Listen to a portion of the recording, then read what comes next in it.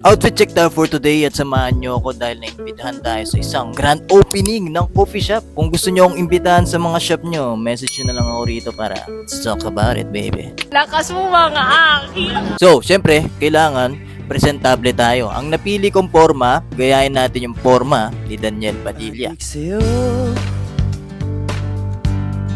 Leather jacket. Pero may mga nagtatanong sa mo, nabili yung leather jacket na to. Nabili ko nga pala to sa Ukay-Ukay. And then ako lang nag-design, yung likod pati yung harap. Naka-white t-shirt siya doon. Ito yung white t-shirt natin. Wala akong flare na ganung kulay. So ang gagamitin na lang natin simpleng straight cut na pantalon. Ito siya. Wala rin akong Adidas Samba. Kaya gagamitin na lang natin itong boots na to. Ito na lang. Etong retro cap. Sobrang dami nang bumibili. May bumibili na ito, 3,000. Damn! Kaso it's not for sale, man.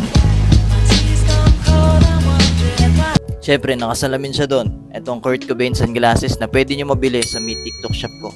Pagsamasamahin na natin tong forma na to at tingnan natin kung Daniel Padilla ba kalalabasan. You know? Oh, nakasapatos ba? Hindi ako nakasapatos. Doon nagmamadali na kasi ako kaya di na ako nakapagsapatos. So ito na pala yung pinaka-fit natin. Anong masasabi nyo? Honestly, naka-red lens siya doon pero wala ako nun. Ito naman pagka nakatalikod. Sobrang solid talaga ng leather jacket na to. Honestly, gusto ko nga siyang ibenta. Gusto kong gumawa ng bago. So kung gusto nyo bilhin to, siguro benta ko to 5,000. O ilang beses namin nagkita ni Daniel gamit to kaya deserve niya. Dapat nga 10,000 eh. By the way, so wala nga tayong flare pants pero ayun, nag-fit pa rin naman yung pinaka-forma natin. Siguro hindi ko i-required yung ganitong boots. Mas maganda kung naka-Converse na lang tayo para at least mas pasok, 'di ba? Mas rockstar tignan. Iba yung dating eh. Kung gusto mo yung mga astigan-astigan, ganito kang forma, pare. So ayun, nagmamadali na ako. Sana na-enjoy nyo itong napili kong forma. I'll see you soon guys sa next nating outfit and God bless you.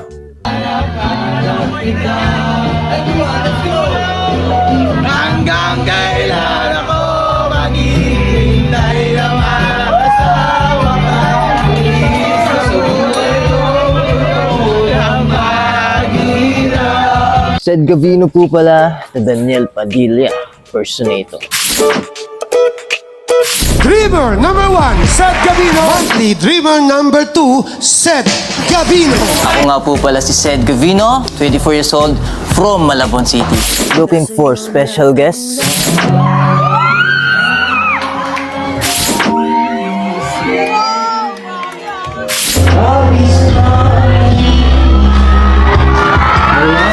Mahilig kang pumorma katulad ko, bumisita sa TikTok shop ko, bumili. About brand promotion. Ito na pala yung mga brands na promote ko. At kung gusto mo ma-promote ang business mo, tara, usap tayo. Collaboration with Daniel Padilla, I got you. Sila na pala yung mga nakakolab ko. Ikaw na lang ay inaantay ko. For inquiries, message me here on my social media platform. Kita-kits guys. God bless you.